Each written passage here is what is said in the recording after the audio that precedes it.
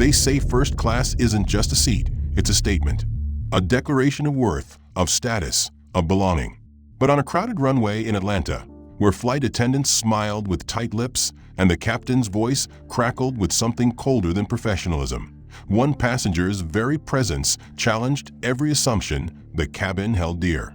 Tall, black, impeccably dressed, he walked the aisle with quiet confidence and an unshakable calm that made some passengers clutch their armrests a little tighter, avert their eyes a little faster. His ticket was valid, his seat confirmed, his silence intentional.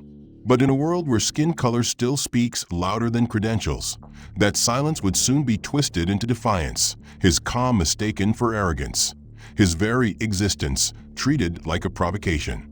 What unfolded aboard Flight 3847 wasn't just a flight gone wrong. It was the unraveling of a system built on subtle cruelty, the beginning of a reckoning no one on board was prepared for. Who he truly was would shake the foundation of the airline and the country watching to its core. If you're ready to experience a story that starts with humiliation and ends in a reckoning, hit like, subscribe for the full series, and tell me in the comments, where are you watching from?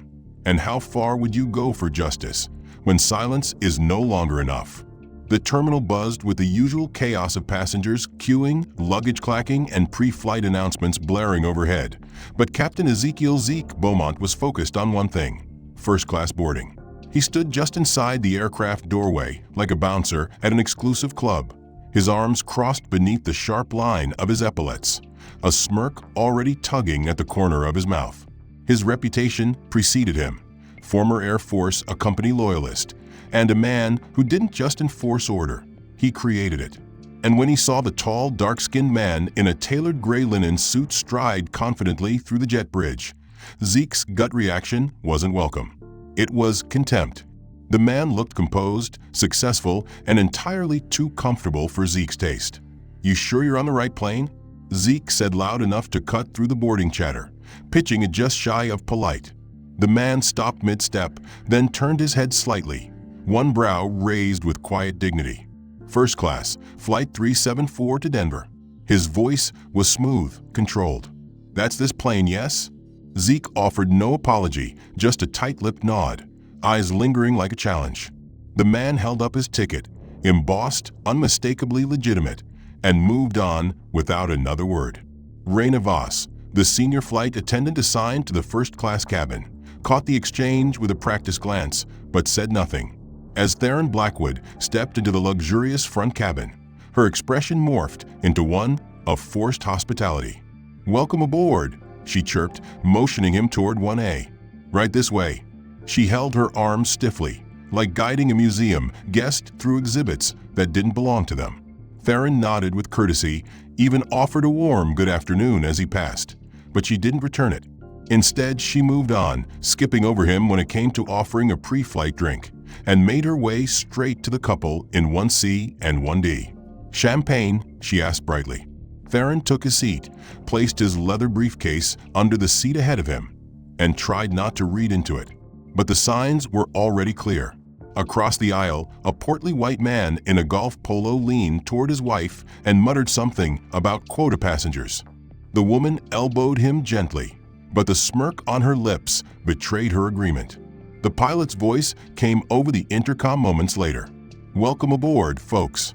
This is Captain Zeke Beaumont. We've got clear skies and a full cabin tonight, so let's all make sure we're seated where we belong." Laughter scattered across the cabin like oil in a hot pan. Theron's jaw tightened, but his eyes remained fixed ahead. The comment wasn't just petty, it was targeted. The boarding process dragged for several more minutes. Raina passed by again, still ignoring his row. He watched as she made extra conversation with a woman in designer sunglasses across the aisle. When Theron finally caught her eye and asked politely for still water, she hesitated, as though the request itself was out of line. "We're fresh out," she said quickly, moving on. 5 minutes later, the same woman across from him received a tall glass of Perrier. As the aircraft pushed back from the gate and began taxiing, the lights dimmed. A child in the second row peered over his father's seat and asked, "Daddy, what's he doing up here?" The father tugged him down without a word, but not before glancing apologetically toward Theron, and then away. Once the plane was airborne and leveling off, the atmosphere in first class should have relaxed, but it didn't. Raina came through with snacks, placing warm nuts and fine stemware on white linen covered trays.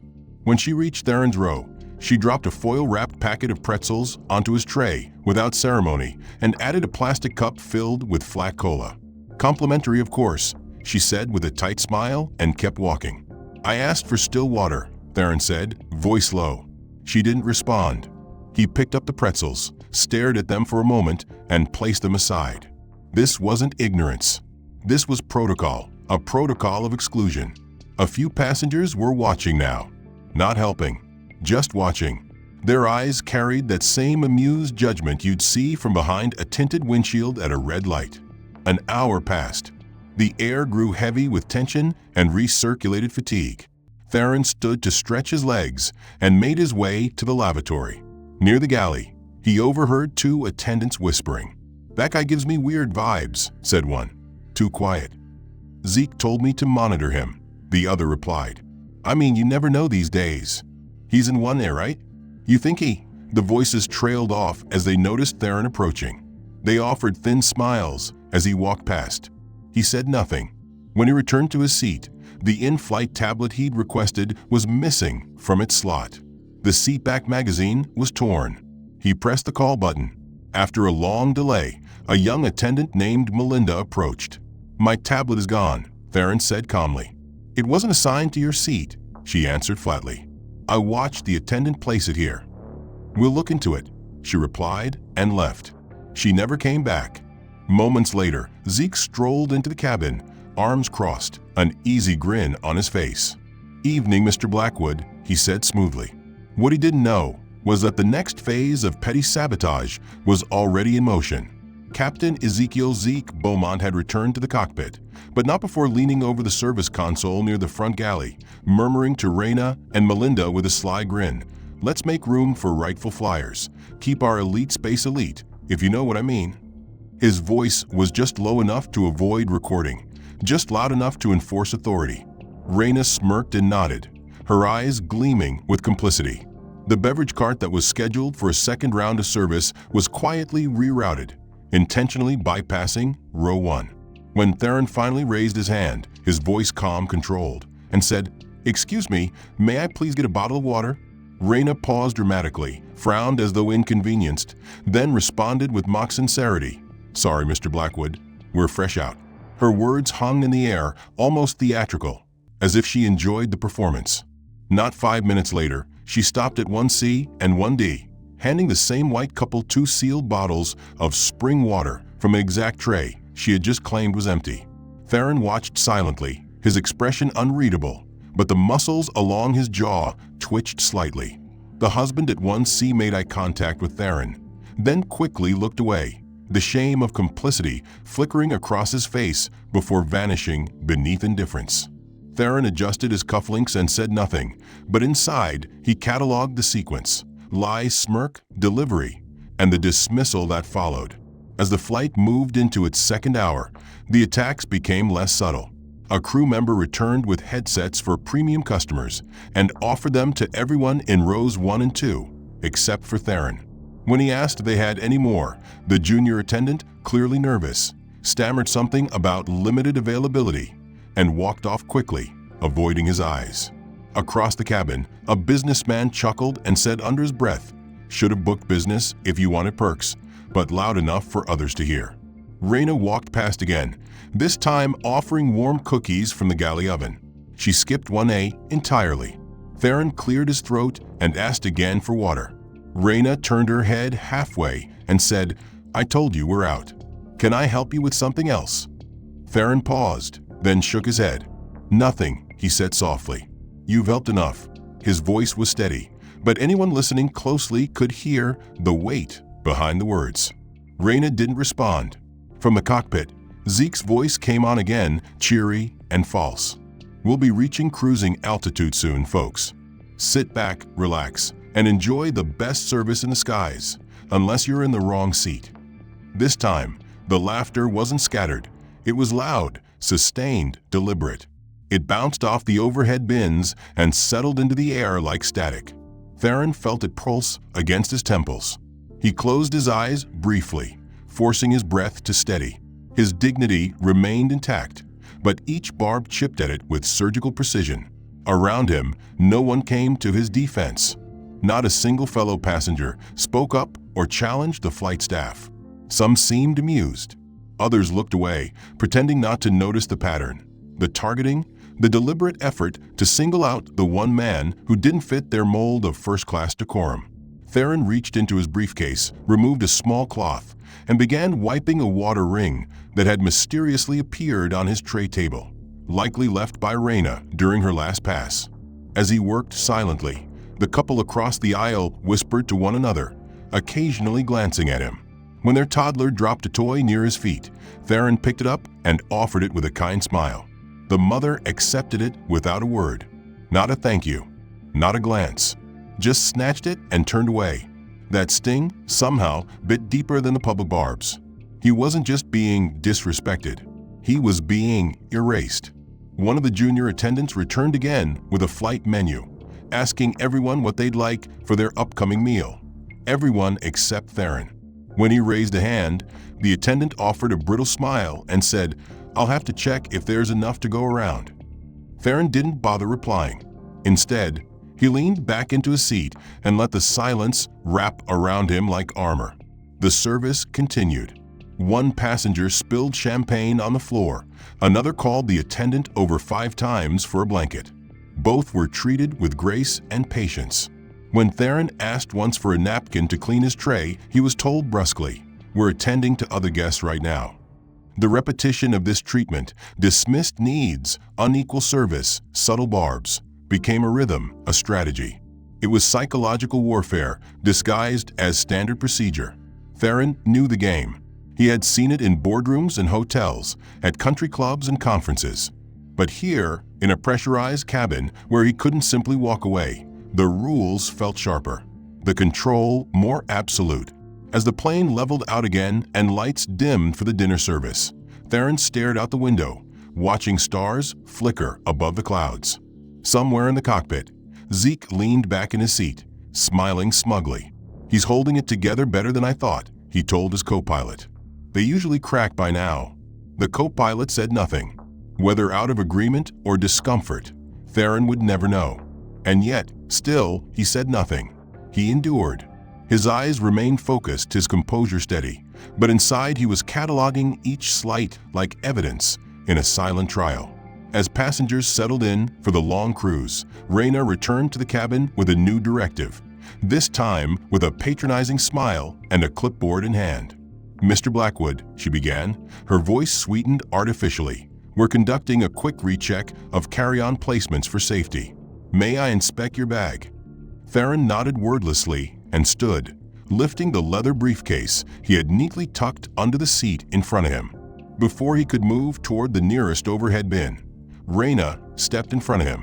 "Not that one," she said, pointing further back. "We're prioritizing space for select-tier flyers. You'll need to use the auxiliary bins near economy." Theron's eyes narrowed slightly, but he said nothing.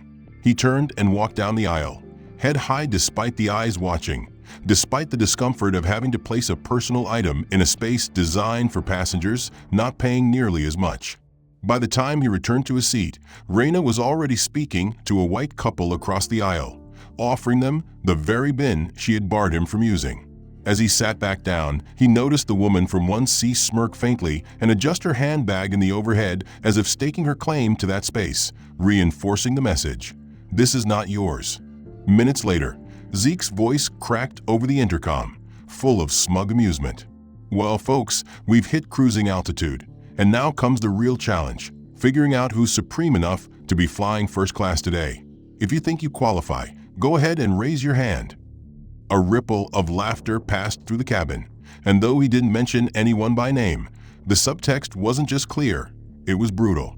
Across the aisle, the man in 1D raised his champagne glass and joked to his wife, "Guess it's not a diversity higher thing anymore."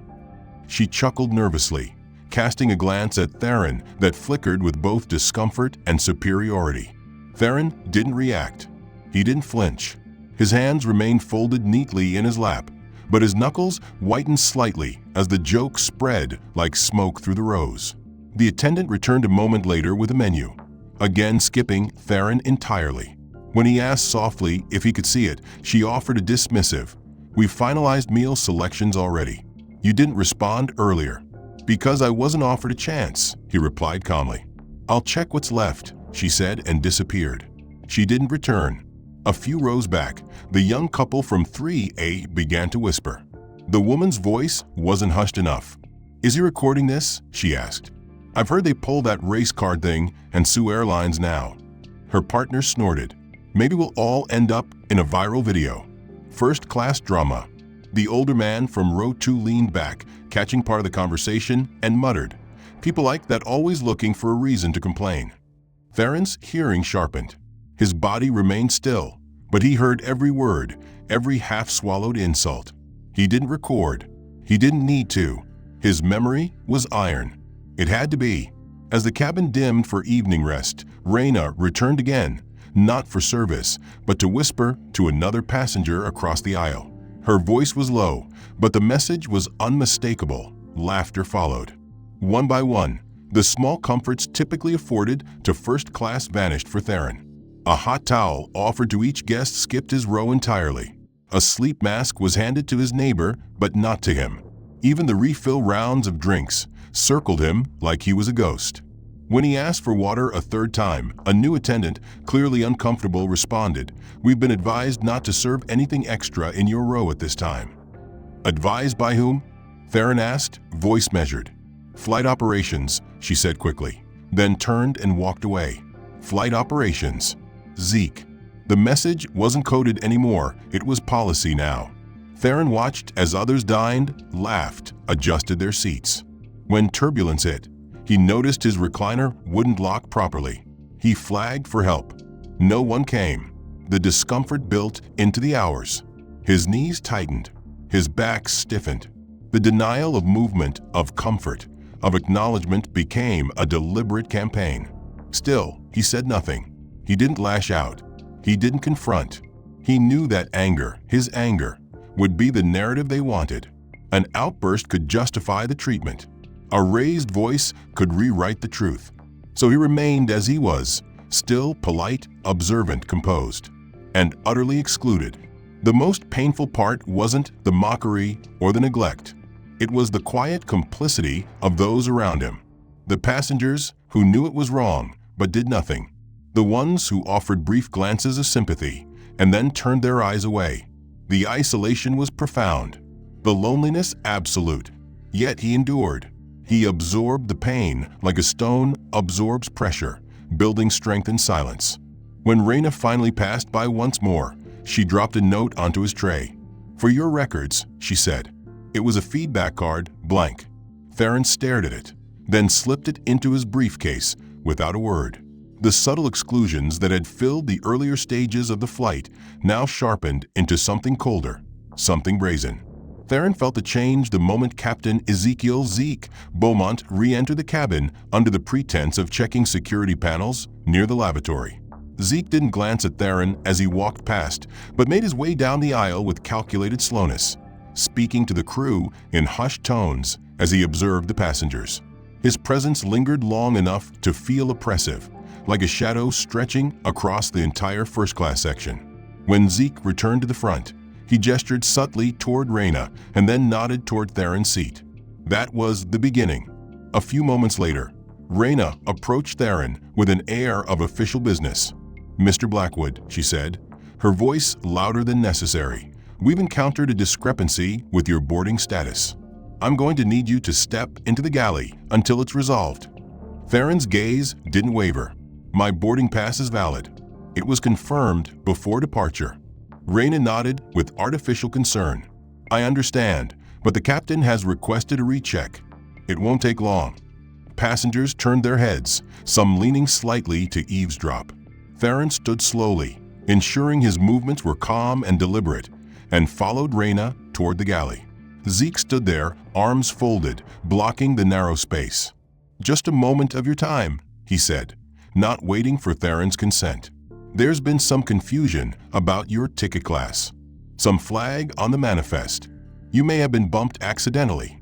My name is Theron Blackwood, Seat 1A, purchased directly through the airline's concierge program, Theron stated clearly.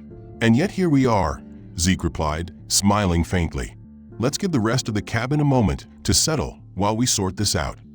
Raina nodded behind him and turned to re-enter the cabin, deliberately leaving Theron standing in the narrow galley beside the cockpit door. The aircraft tilted gently as it maintained altitude, but the instability in Theron's chest wasn't from a plane. It was from the look in Zeke's eyes. It was the look of a man trying to assert dominance in the most public and humiliating way possible. 2 minutes passed, then 5. Still no explanation. Passengers looked toward the front, whispering. Theron remained quiet, hands clasped loosely behind his back, refusing to ask when he could return. Finally, Raina came back, holding a paper bag between 2 fingers like it contained something unpleasant.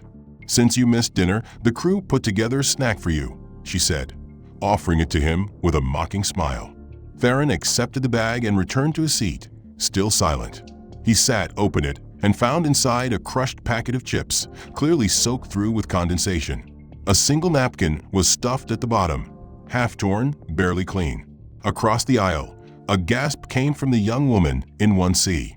She stared, wide-eyed, then turned quickly away as if making eye contact might somehow involve her in the cruelty. The man beside her chuckled, then coughed as if to cover it.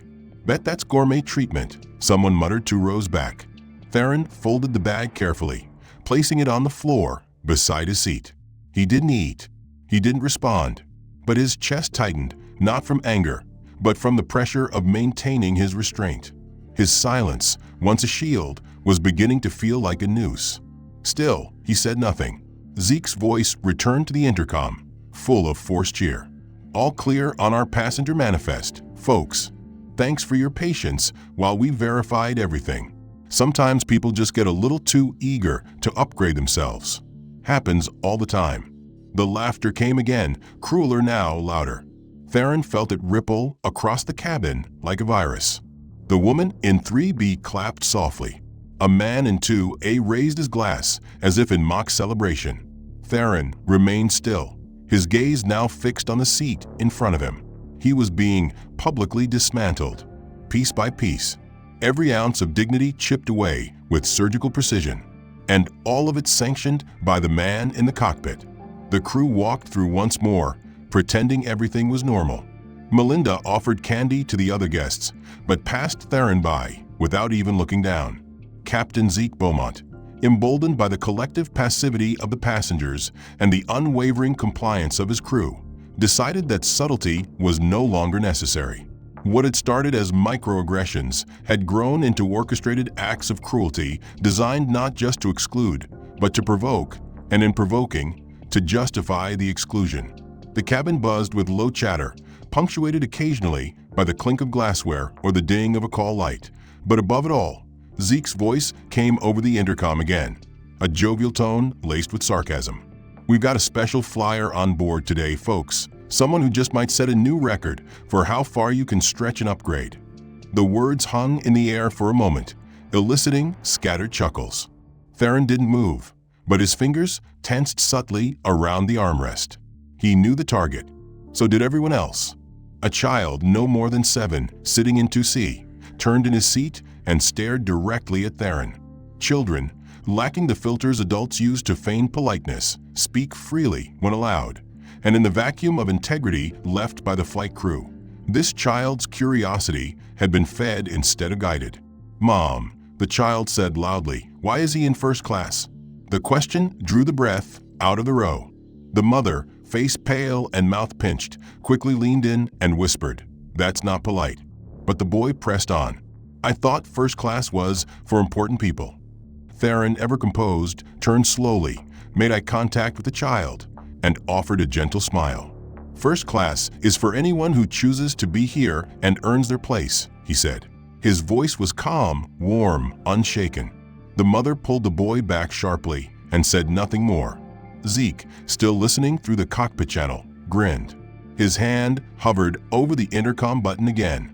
Moments later, it crackled once more. "Hope everyone's enjoying our amenities, except for the walk-in stunts." Gotta admire that level of confidence, huh? The laughter was fuller now, less restrained, rippling like a current through the first-class cabin.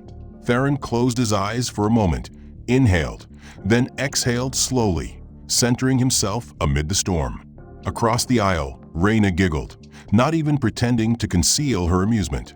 Another flight attendant, visibly younger and less secure in her posture, moved quickly to adjust her service cart, bumping Theron's arm in the process. She muttered sorry under her breath, but never made eye contact.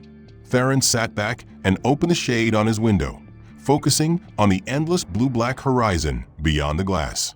Inside, his thoughts simmered with the same precision as his posture. Across the cabin, the social temperature had dropped below decency. People now felt emboldened to participate. A businessman in 3B leaned across his aisle, gesturing slightly toward Theron and whispering to his seatmate. "Bet he plays the race card if someone says anything. That's how these lawsuits start." "You think he's recording?" his companion asked. "Probably," the man said with a smirk. "Hope he gets a good shot of his pretzel dinner." Another ripple of amusement. The cabin had turned into a theater, and Theron was the performance, uninvited, unwelcome, and unprotected. The next act of cruelty came not from the crew, but from another passenger emboldened by the crew's behavior. The woman in 1C pulled her handbag close and muttered, "Just keep your eyes forward, honey," to her husband when he looked as though he might speak. "Don't start anything. These people twist everything." It was a whisper not meant to carry, but Theron heard it anyway. His hearing had always been keen, and tonight it was sharpened by survival. A steward, perhaps the only member of the crew not fully comfortable with what was happening, approached Raina near the front and whispered, "Captain should cool it. He's crossing lines." "Orders are orders," Raina replied without a shred of guilt. "Besides, nothing's technically illegal." The steward, jaw tight, turned away but didn't press the matter. He walked past Theron's row and slowed slightly, as if to say something, but then continued on, leaving the silence unbroken. Zeke, watching from the cockpit, noticed and clicked the intercom again, his voice now tinged with mock sincerity. "If anyone's having a hard time adjusting to first-class standards, we'll be offering coloring books and seat change options toward the rear. Don't hesitate to ask." The laughter that followed was louder, bolder, and meaner.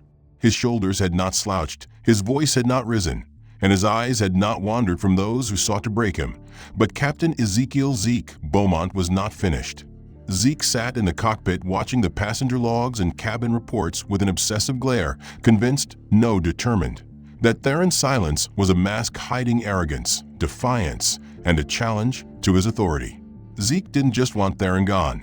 He wanted him publicly corrected, stripped of the dignity that still clung to him despite every humiliation.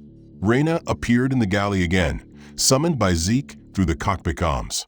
"It's time," he said without further explanation. "Disruptive behavior. Make it plausible."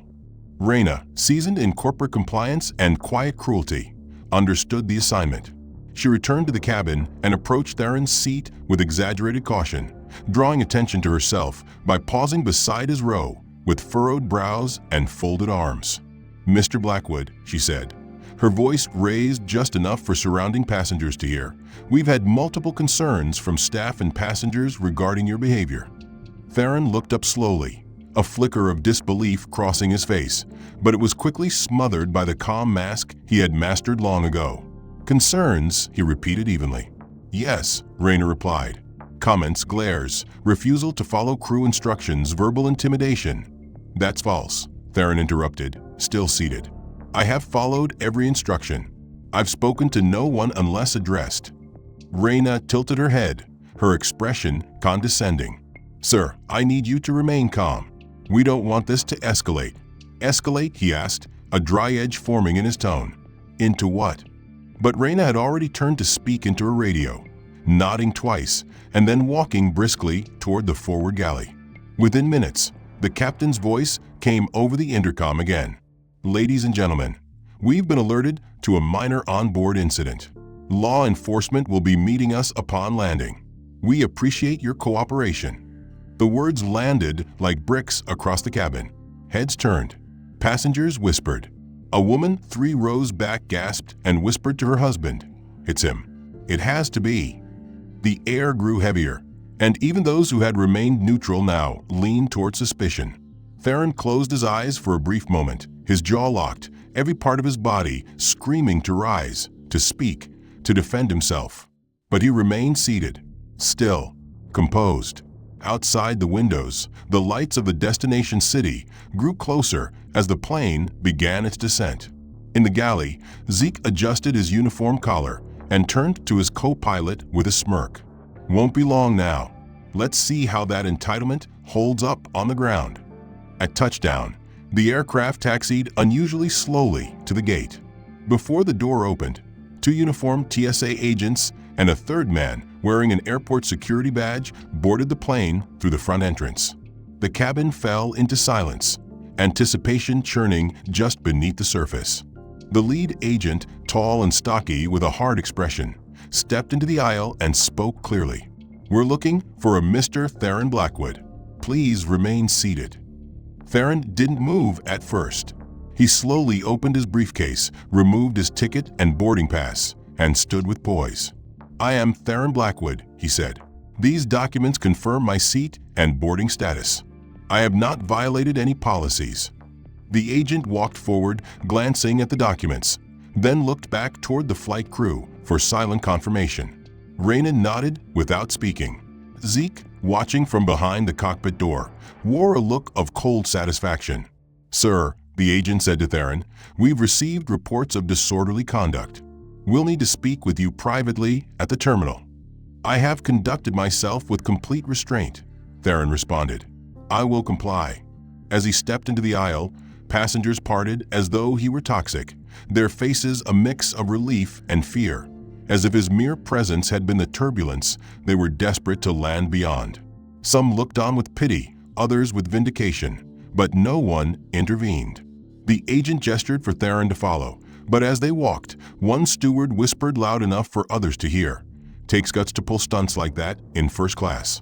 Guess you can wear a suit and still be a problem." Another passenger muttered, "Well, it was bound to happen. I knew something was off about him." Theron heard every word, each one another brick added to the wall they were trying to build around him. He did not look back. The gate agent at the terminal met them and nodded to the TSA officers. "We'll conduct a preliminary check here. Standard procedure." Theron handed over his documents again, voice still firm. "I expect this to be resolved with the same transparency your crew failed to show on board." The lead agent glanced at the boarding pass, frowned slightly, then checked his radio. A low conversation followed. The agent's expression began to shift, confusion mingling with something approaching concern. "You said you were assigned seat 1A?" "Correct," Theron said. "Direct booking through your airline's executive liaison." The agent looked at the security rep beside him, then back at the documents. "Everything checks out." He turned toward Raina, who had followed them into the terminal. "You said there was aggressive behavior?" Raina hesitated, then shrugged slightly. "It was more of a vibe," she said. "Passengers were uncomfortable." "Which passengers?" Theron remained silent, but the silence was different now. It was no longer surrender. It was strategy. A phone buzzed in his inner pocket. He reached in slowly, retrieved it, and placed a single call. The line rang once. "Proceed," he said. His voice was measured, flat, absolute. "Initiate the audit. Ground the fleet pending review." The line clicked without further exchange. He returned the phone to his pocket and leaned back slightly, the weight that had been growing inside him not vanishing, but shifting, recentering, preparing. The officer closest to him adjusted his stance. "They'll be back with your release in a few minutes, sir," he said, less assertive now, uncertain. Theron nodded politely but didn't respond. He didn't need to. He could already feel the ripple starting to move, like a vibration traveling through steel. Outside the glass wall of the lounge, the terminal bustled on as usual. Delays announced, families rushed, business travelers whispered into Bluetooth devices. But there was something changing in the background. a tension spreading like heat across the tarmac. From the far end of the gate corridor, a man in a dark blue suit approached, flanked by 2 airport security staff.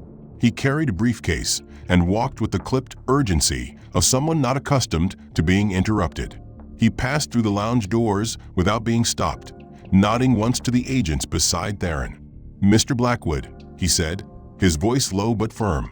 "Your instructions have been followed, sir.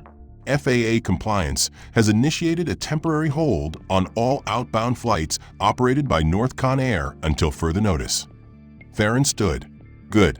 The investigator, who introduced himself simply as Holland, gestured toward the exit. "We've set up a private transport. The board has already been briefed. Legal is on standby." As they exited the lounge, the TSA officers stood awkwardly, the pieces beginning to fall into place in their minds. Theron walked beside Holland through a side passage not open to public traffic, bypassing the main terminal chaos. "Has the recording been reviewed?" Theron asked. "It has. The audio from the cockpit, the cabin announcements, and the flight crew comms were all captured. Enough to trigger immediate investigation by the DOT and the Civil Rights Division. I want everything published to internal stakeholders before the end of day," Theron said, "including the passenger manifest, the complaint logs or lack thereof, and every disciplinary mark on Captain Ezekiel Beaumont's file." "Already in motion," Holland replied. "The pilot doesn't know who you are yet." "He will," Theron said, "but not from us." They reached the car, black, silent, bulletproof windows, and Theron slid in without hesitation. As they pulled away, his phone lit up with messages. One from the airline's CEO, another from a private number he recognized as the Department of Transportation's Federal Compliance Chief. He ignored them for now. Across terminals, planes bearing the Northcon Air emblem began delaying pushback. No press release had been drafted yet because no one knew quite what to say when one of the airline's most publicly invisible, financially dominant figures suddenly initiated a regulatory grounding. Theron didn't just own a few shares. He had been there at inception, an architect of the network, the man who had bankrolled and directed its expansion into international markets. But Theron had chosen anonymity by design, opting out of day-to-day visibility while maintaining silent control through proxies and private trusts. That discretion, once a shield, now became his sword. By the time his vehicle arrived beneath the Northcon Tower, the building's marble lobby had been cleared for privacy. Holland guided him through a restricted elevator that rose without interruption to the executive level. When the doors opened, the room was already full. Board members, senior legal advisors, and the CEO, Camille Roston, stood near the oval conference table, their faces tight with concern. Camille stepped forward, her tailored blazer slightly creased from stress. "Mr. Blackwood," she said, tone even but cautious, "we've been reviewing the preliminary report." "It's not preliminary anymore," Theron said. "It's binding. The flight data, cabin audio, crew logs, all of it is admissible." Camille nodded. "We've suspended Zeke pending investigation. Reyna and the others have been pulled from active duty." "That's not enough," Theron said. "They weren't just negligent. They conspired to weaponize company policy against a paying passenger for sport. And they did it not to a stranger, but to their principal investor." A quiet gasp passed between 2 board members. Camille's eyes widened slightly. You're the majority shareholder," Theron finished. "Former silent partner, now fully engaged. I completed the transfer of proxy authority last week." The room fell silent. He let the weight of that revelation sink in before continuing. "I was on that flight not to monitor security procedures, not to do a surprise inspection, but to see with my own eyes how a company I helped build had allowed rot to take root." He placed a slim folder on the table. "These are passenger testimonials, including 2 who documented the harassment as it happened. And this," he added, producing a USB stick, "is video footage from Seat 3A. The passenger, MS.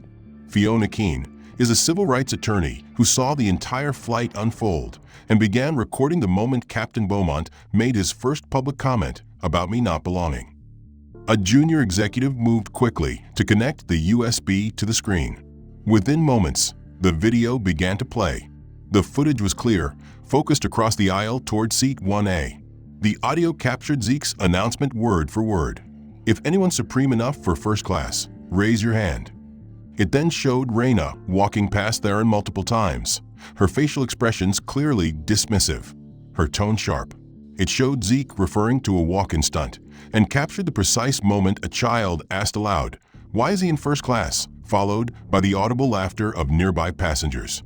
Then it played the interaction where Theron was pulled aside for boarding discrepancies, despite having his boarding pass in full view. The room listened in rigid silence. One board member, an older man with silver hair and a reputation for hardline decisions, exhaled sharply.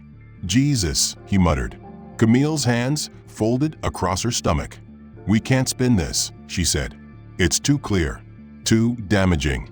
"It's not about spin," Theron said. "It's about accountability." At that moment, Holland received a message on his tablet. He turned toward Theron. "Sir, Ms. Keene has arrived downstairs." "Bring her up," Theron replied. Minutes later, the elevator opened again, and Fiona Keene entered the room. She was sharp-eyed, early 40s, and carried herself with a quiet authority that immediately filled the space. "I wasn't planning to become part of a scandal today," she said to the group.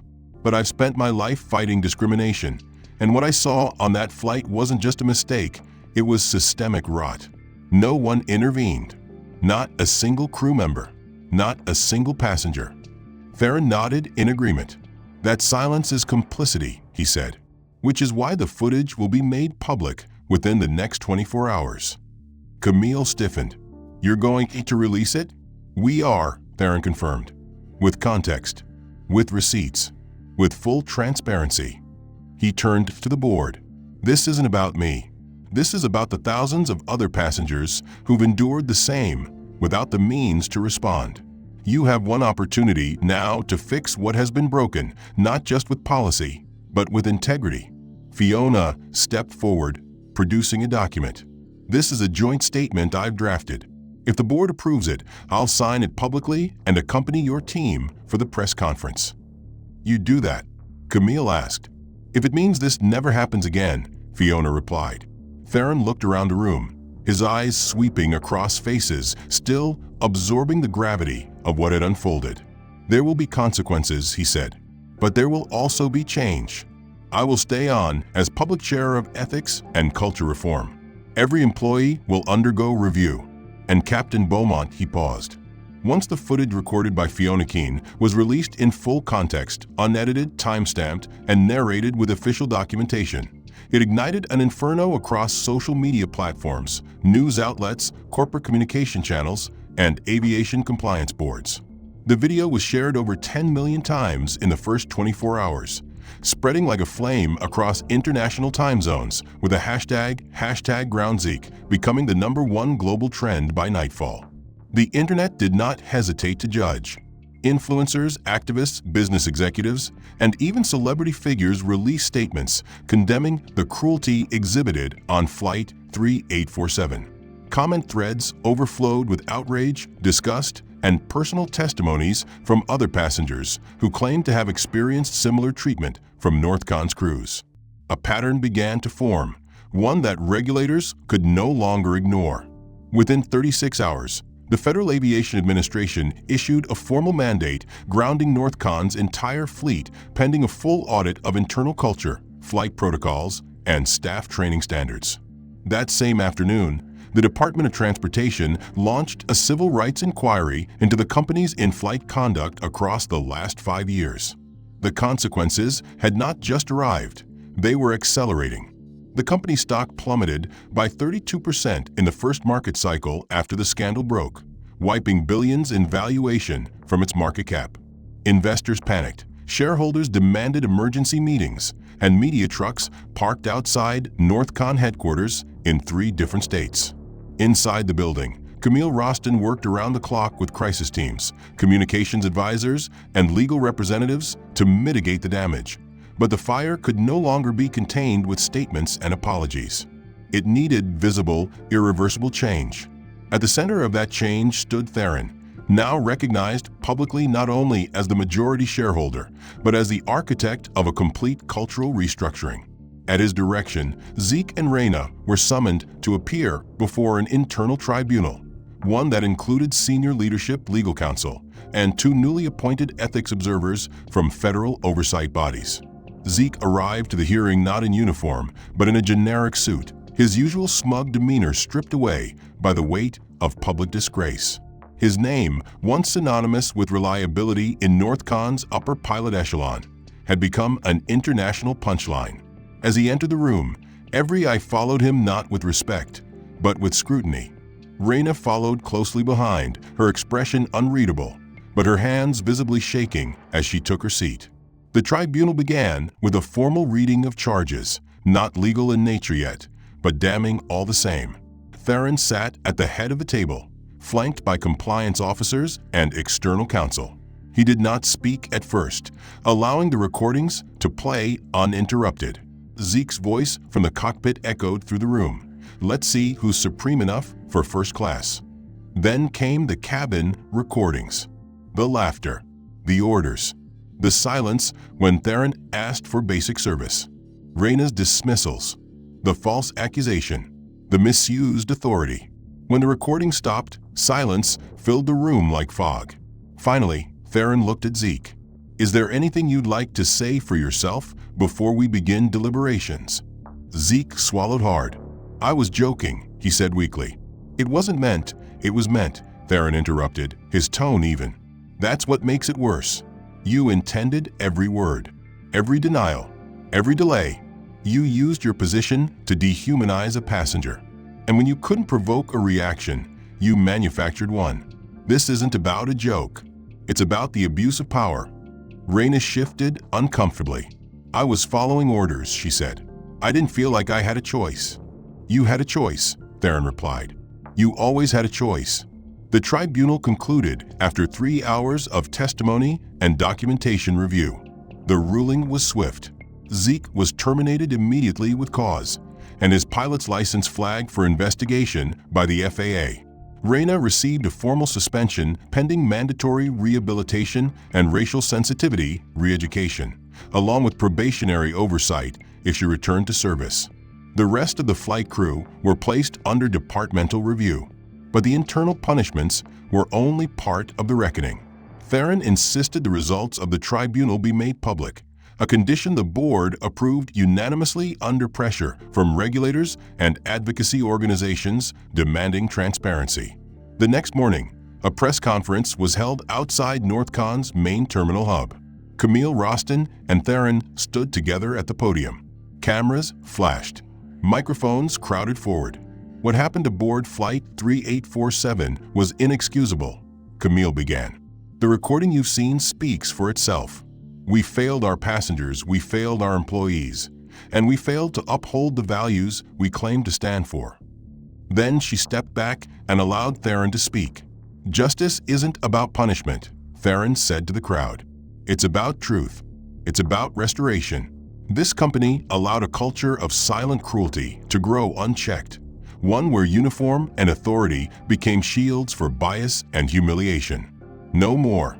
We're rebuilding from the inside out.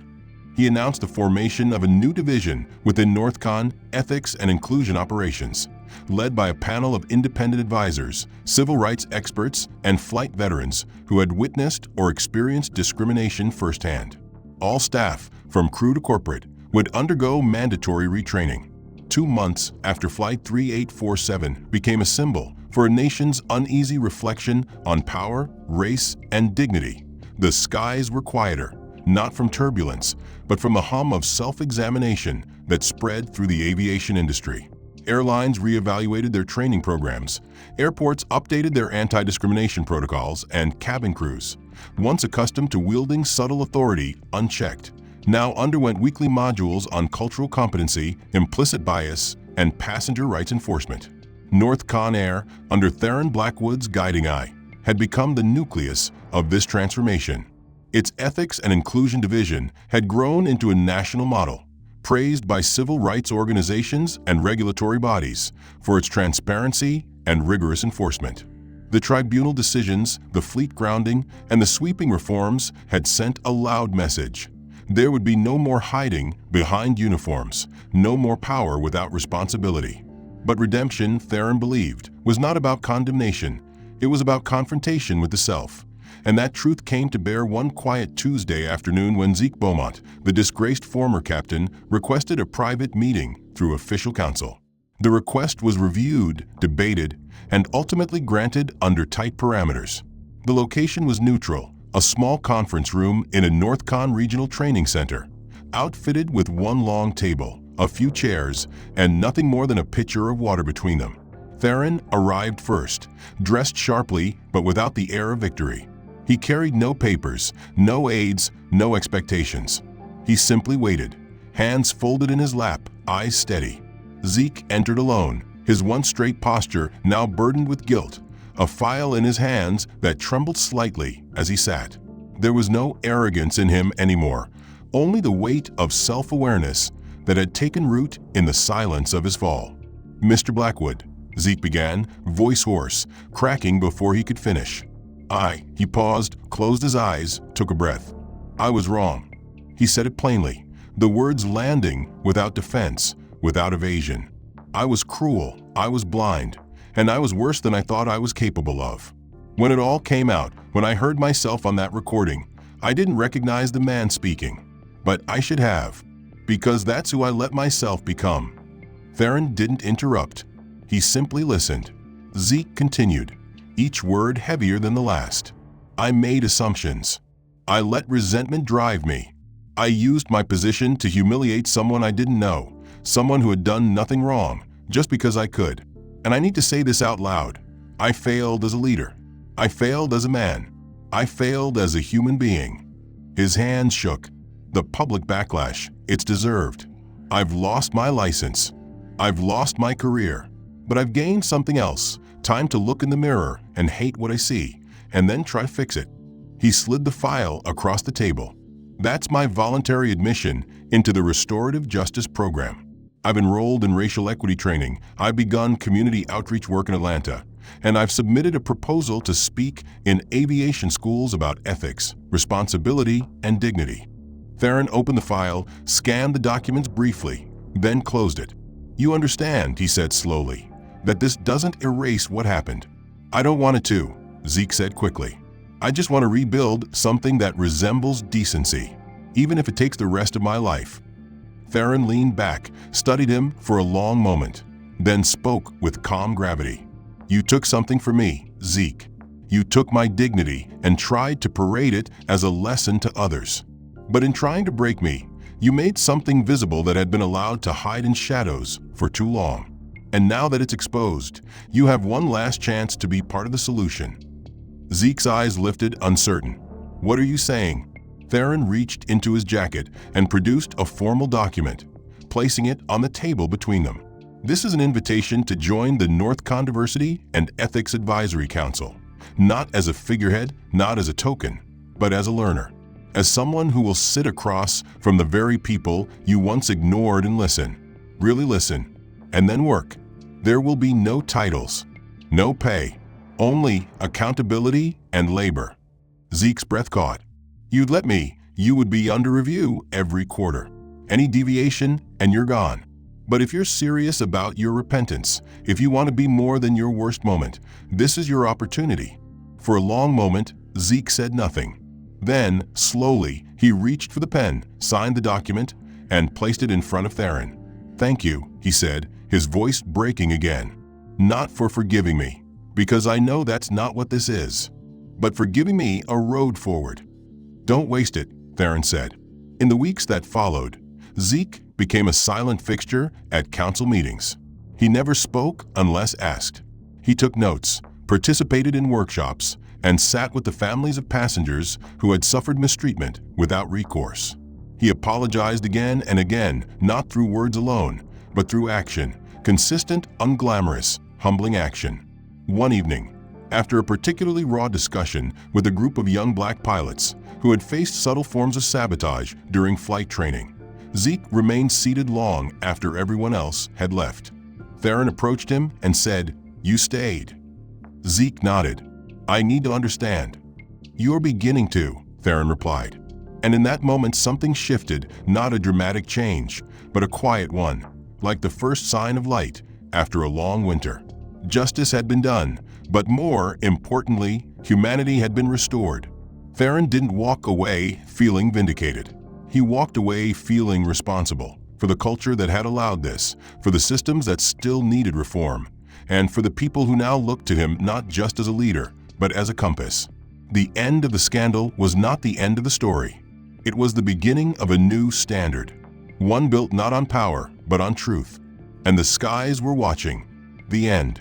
If you enjoyed this story and want to see more gripping, emotional thrillers that challenge injustice and push characters to their limits, make sure to like and subscribe for future releases. I'd love to hear your thoughts. What did you think of the plot twist in Stage 7 when Theron's true identity was revealed? Were you surprised by Zeke's breakdown and redemption in the final stage? Drop a comment and let me know which part hit hardest for you. And just out of curiosity, where in the world are you watching or reading from? Let's connect through stories that matter.